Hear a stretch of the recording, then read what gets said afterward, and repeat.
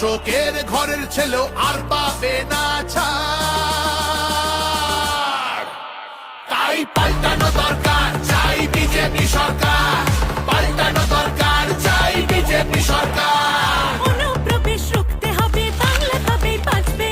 আধার কার্ডের চুরিও এই ছেলেরা রুখবে। সীমান্তের হিন্দুদের মা বুকে আগলে রাখবো।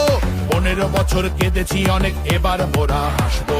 ভোটের দিনে ছাপ্পা রিগিং চলবে না তো আর।